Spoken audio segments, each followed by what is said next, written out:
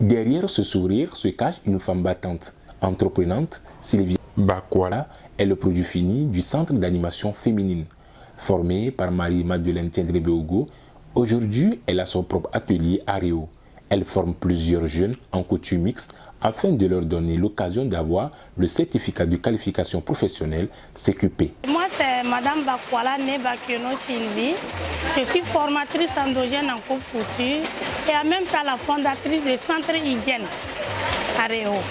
Le début, on avait commencé, c'était pour chercher notre pain. C'était couture simple. Mais aujourd'hui, maintenant, avec l'évolution, ce n'est plus la couture simple. Ça permet aux apprenants aussi pour aller faire l'examen de cas qu'on appelle le CQP. Et l'année passée, on a présenté 11. Sur les 11 personnes, c'est une qui n'a pas eu. Et cette année, on va présenter 20 personnes. On peut aller faire l'examen.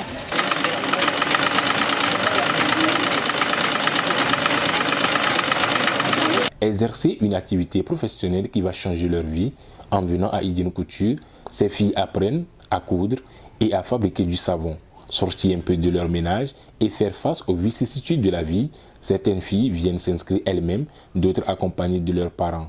Et celles qui n'ont pas été à l'école profitent aussi des cours de l'alphabétisation pour apprendre à lire et à écrire. Le savon liquide et le sac. Là, je peux mieux me débrouiller toute seule. À Hygiène Couture, on nous apprend à faire la couture, la transformation de produits locaux. Il y a des élèves aussi qui ne comprennent pas le français. On les apprend, il y a un professeur qui les apprend à s'améliorer en français.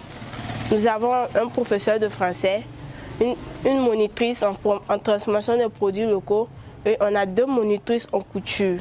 Celles qui viennent ici, il y a d'autres, c'est les parents même qui les amènent. Il y a d'autres, mais c'est l'information du travail. Surtout quand elles partent à l'examen, grâce à Dieu, ça marche. Et puis les gens même voir que ce qu'on fait ici pour les apprenants, c'est très bon. En tout cas, il y a des apprenants même qui exigent les parents pour qu'on vienne les inscrire ici. Et maintenant, la manière qu'on les inscrit, il y a d'autres qui n'ont pas fait école. Il y a d'autres qui ont fréquenté, il y a d'autres qui ont les CEP. Il y a d'autres même qui ont les BPC ici. Et maintenant, ceux qui n'ont pas fréquenté, on a pris des formateurs qui les apprennent comment lire et écrire pour préparer les 3 ans pour aller à l'examen. En plus de ça aussi, il y a les cours de couture aussi. Il y a des gens aussi qui viennent nous aider à donner les cours, comme le marketing, comme le français en langue. Il y a lire à écrire en lélé aussi. Et à la transformation des produits de moringa et du beurre de karité. Il y a le Sumbala aussi. Ce centre qui a vu le jour depuis 2011 ne cesse de faire des merveilles. Ces jeunes filles non seulement apprennent la couture, mais aussi la fabrication des produits locaux. Le centre a été créé depuis 2011. Et depuis 2011, on a commencé dans les maisons du boutique du marché de Rio.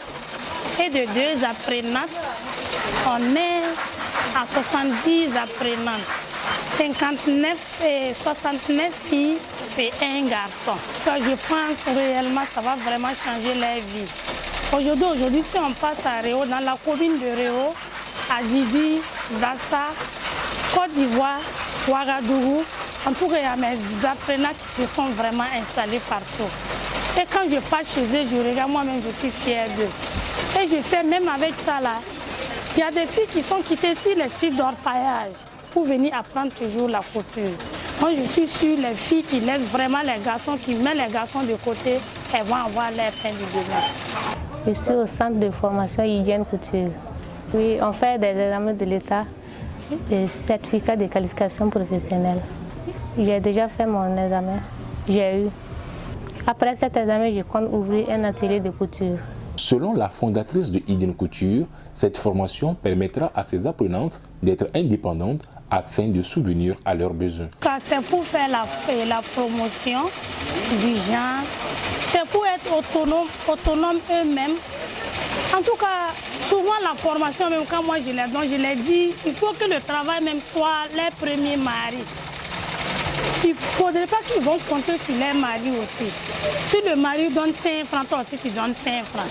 Si l'enfant est malade, il faut t'occuper des soins de ton enfant. Même la scolarité des enfants, il faut qu'eux-mêmes ils contribuent à payer la scolarité de leurs enfants aussi. Il ne faut pas qu'ils vont compter sur leurs maris seulement. C'était pour vraiment aider les filles à gagner leur pain du demain, pour que ces filles-là ne comptent pas sur les hommes du demain.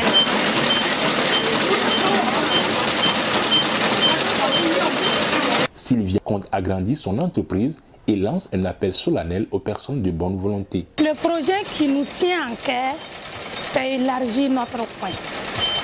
Vous voyez 70 personnes, regardez comment il fait chaud, regardez comment on est assis.